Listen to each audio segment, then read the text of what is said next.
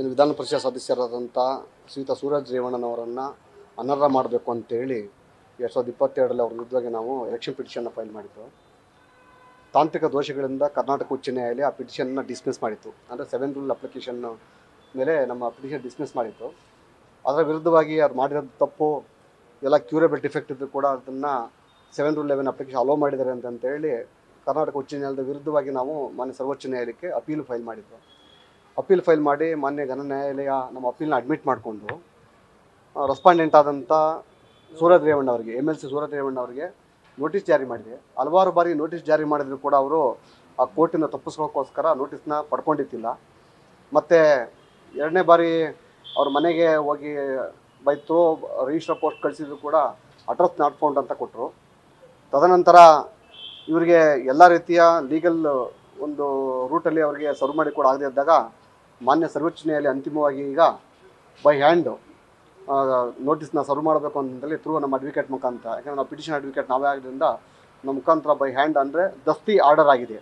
ಹಾಗಾಗಿ ಇದನ್ನು ನಾವು ಅವರು ಎಲ್ಲಿದ್ದಾರೆ ಅಲ್ಲಿಗೆ ಸರ್ವ್ ಮಾಡಬೇಕಂತ ಸರ್ವೋಚ್ಚ ನ್ಯಾಯಾಲಯದ ಆದೇಶ ಆಗಿರೋದ್ರಿಂದ ನಾವು ನಿನ್ನೆ LHಲ್ಲಿ ಬೆಂಗಳೂರು LHಲ್ಲಿ ಸೂರಜ್ ರೇವಣ್ಣವ್ರು ಭೇಟಿ ಮಾಡಿ ಅವರಿಗೆ ನೋಟಿಸನ್ನು ಕೊಟ್ಟರು. ಅದು ತೊಗೊಂಡವರು ಅದಕ್ಕೆ ಸಹಿ ಮಾಡಿಕೊಡ್ಲಿಲ್ಲ. ಸಹಿ ಮಾಡಿಕೊಡದೇ ಇದ್ದಾಗ ನಾನು ಅವರಿಗೆ ಒಂದು ಮೆಸೇಜ್ ಕೊಟ್ಟು ಕಳಿತು, ವಾಟ್ಸಪ್ ಮೆಸೇಜ್ ಕಳಿಸಿದ್ದು ನಾವಲ್ಲಿ, ಈ ಥರ ತಾವು ವಾಟ್ಸಪ್ ಮುಖಾಂತರ ನೋಟಿಸ್ನ ರಿಸೀವ್ ಮಾಡ್ಕೊಳ್ಳಿ ಅಂತೇಳಿ. ಅದಕ್ಕೂ ಉತ್ತರ ಬರಲಿಲ್ಲ ಅಲ್ಲಿ. ಹಾಗಾಗಿ ಆಸ್ ಪರ್ ಲಾ ನಾವು ಅವರ ಕಚೇರಿಯಾದಂಥ ಈ ಒಂದು ಏನು ವಿಧಾನ ಪರಿಷತ್ ಸದಸ್ಯರ ಕಚೇರಿಯಾದಂಥ ಕಚೇರಿಗೆ ನಾವು ಇವತ್ತು ಆ ನೋಟಿಸನ್ನು ಅಂಟಿಸಿ ಇದರ ಕಾಪಿಯನ್ನು ಇವತ್ತು ಸರ್ವೋಚ್ಚ ನ್ಯಾಯಾಲಯಕ್ಕೆ ನಾವು ಸಬ್ಮಿಟ್ ಮಾಡ್ತೀವಿ. ನಾವು ಏನು ಕೇಸ್ ಅದು, ಏನು ಕೇಸ್? ಅವರ ಆಸ್ತಿಯ ಒಂದು ವಿಚಾರವಾಗಿ ಅವರು ತಮ್ಮ ಅಫಿಡೇವಿಟ್ನಲ್ಲಿ ಹಲವಾರು ಆಸ್ತಿಗಳನ್ನ ಬಚ್ಚಿಟ್ಟಿದ್ದಾರೆ ಅಂತೇಳಿ ನಾವು ಆರೋಪ ಮಾಡಿದ್ದು ನಾವಲ್ಲಿ. ಮತ್ತು ಇಂದಿನ ಕೇಸಲ್ಲಿ ಏನು ಪ್ರಜ್ವಲ್ ರೇವಣ್ಣ ಕೇಸಿಂದ ಆ ಕೇಸಲ್ಲಿ ಇವರು ಕೂಡ ಆರೋಪಿಯಾಗಿದ್ದಾರೆ, ಅಪರಾಧಿ ಅಂತ ಸಾಬೀತಾಗಿದೆ ಅಲ್ಲಿ. ಹಾಗಾಗಿ ಅವರ ಅಪರಾಧಿ ಅಂತ ಸಾಬೀತಾಗಿರೋದ್ರಿಂದ ಅವರನ್ನು ಎಲೆಕ್ಷನ್ನಲ್ಲಿ ಮುಂದುವರಿಸಬಾರ್ದು, ಅವರ ಸದಸ್ಯರಾಗಿ ಮುಂದುವರಿಸಬಾರ್ದು, ಅವರು ಅನರ್ಹ ಮಾಡಬೇಕಂತ ಕೇಳ್ಕೊಂಡಿದ್ದು ಅಲ್ಲಿ. ಹಾಗಾಗಿ ಆ ಒಂದು ವಿಚಾರವಾಗಿ ಕೋರ್ಟು ಸಮನ್ಸ್ ಜಾರಿ ಮಾಡಿದೆ. ಮುಂದೆ ನೋಟಿಸ್ ರಿಸೀವ್ ಮಾಡ್ಕೊಂಡಿರಲಿಲ್ಲ? ಇಲ್ಲ, ನೋಟಿಸ್ ಕೊಡೋಕೆ ಬಂದರೂ ಕೂಡ ತಪ್ಪಿಸ್ಕೊಂಡು ಓಡಾಡ್ತಾಯಿದ್ರು. ಮತ್ತು 1 ಟೈಮ್ ಜೈಲಲ್ಲಿದ್ದಾರೆ ಅಂತೇಳಿ ರಿಪೋರ್ಟ್ ಹಾಕಿದರು. 3rd ಟೈಮ್ ಮನೆ ಅಡ್ರೆಸ್ ನಾಟ್ ಫೌಂಡ್ ಅಂತ ಬಂತು, ಅಡ್ರೆಸ್ಸೇ ಇಲ್ಲ ಅಂತ ಕೊಟ್ಟರಲ್ಲಿ.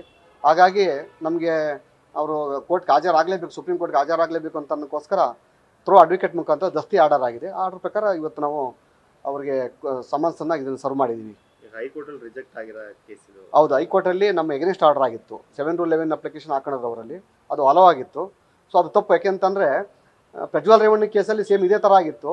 ಸುಪ್ರೀಂ ಕೋರ್ಟು ಅದನ್ನು ವಜಾ ಮಾಡಿ ಮೆರಿಟ್ ಮೇಲೆ ಡಿಸೈಡ್ ಮಾಡಬೇಕು ಅಂತೇಳಿ ರಿಪೋರ್ಟಬಲ್ ಜಜ್ಮೆಂಟ್ ಆಗಿದೆ ಅಲ್ಲಿ.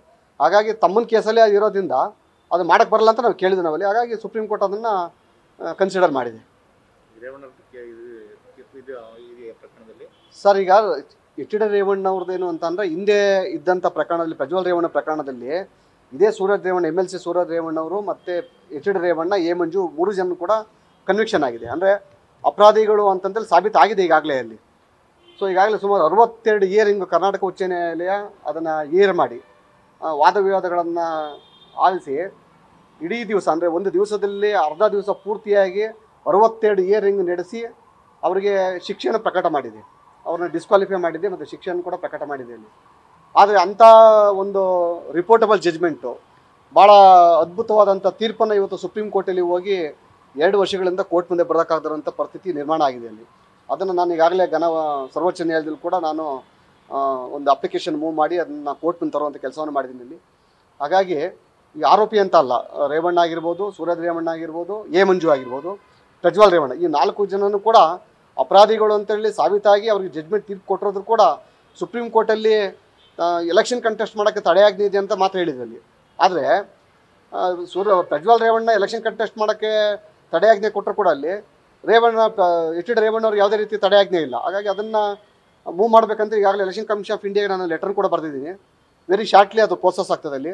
ನಾನು ಈ ತಿಂಗಳು 24 ಒಳಗಡೆ ನಾನು ಸರ್ವೋಚ್ಚ ನ್ಯಾಯಾಲಯದ ಮುಂದೆ ಈ ರೇವಣ್ಣವ್ರ ಕೇಸನ್ನು ಕೂಡ ತರುವಂಥ ಕೆಲಸ ಮಾಡ್ತಾ ಇದ್ದೀನಿ. ನಾನು ಈ ಸೂರಜ್ ರೇವಣ್ಣ ಕೇಸಲ್ಲಿ ನಿಮಗೆ ಒತ್ತಡ ಇದೆಯಾ ಸರ್? ಅದು ಒತ್ತಡ ಹಲವಾರು ರೀತಿ ಒತ್ತಡ ಇರ್ಬೋದು, ನಾನು ಇಲ್ಲ ಅಂತ ಹೇಳಲ್ಲ. ಈಗ ನಾವು ಮೈತ್ರಿ ಆಗಿರೋದ್ರಿಂದ ಬೇರೆ ಬೇರೆ ಥರ ಒತ್ತಡ ಬರ್ತದೆ. ಆದರೆ ಕಾನೂನೇ ಬೇರೆ, ಕೋರ್ಟೇ ಬೇರೆ. ಇವತ್ತು ನಾವು ಹಾಕಿದ್ದ ಕೇಸನ್ನು ಘನ ನ್ಯಾಯಮೂರ್ತಿಗಳು ಸುಮಾರು 2 ವರ್ಷಗಳ ಕಾಲ ನಿರಂತರವಾಗಿ ಅದನ್ನು ಒಂದು ಆರ್ಗ್ಯುಮೆಂಟನ್ನು ಏರ್ ಮಾಡಿ ತೀರ್ಪು ಕೊಟ್ಟು ನಾವು ನ್ಯಾಯಾಲಯಕ್ಕೆ ತಲೆಬಾಗಲೇಬೇಕಾಗ್ತದೆ. ಇವತ್ತು ಯಾರೋ ಒಬ್ಬ ರಾಜಕಾರಣಿಗಳ ಒತ್ತಡಕ್ಕೋಸ್ಕರ ಅವರ ಇದಕ್ಕೋಸ್ಕರ ನ್ಯಾಯಾಲಯನ ಬಲಿ ಕೊಡುವಂಥದ್ದು ಅದು ಧರ್ಮ ಅಲ್ಲ, ನಮ್ಮ ಮೃತ್ಯು ಧರ್ಮ ಅಲ್ಲ ಅಲ್ಲಿ. ಹಾಗಾಗಿ ತೀರ್ಪು ಏನಾಗುತ್ತೋ ಅದು ಪ್ರಕಟ ಆದರೆ ನಮಗೆ ಭಾಳ ಸಂತೋಷ ಅಂತೇಳಿ ಸರ್ವೋಚ್ಚ ನ್ಯಾಯಾಲಯದಲ್ಲಿ ಕೂಡ ನಾನೀಗ ಮೆಮೊ ಕೂಡ ಮೂವ್ ಮಾಡ್ತಾ ಇದ್ದೀನಿ. ನ್ಯೂಸ್ ಫಸ್ಟ್ ನಿರ್ಭೀತಿಯಿಂದ ನಿಮ್ಮ ಪರವಾಗಿ.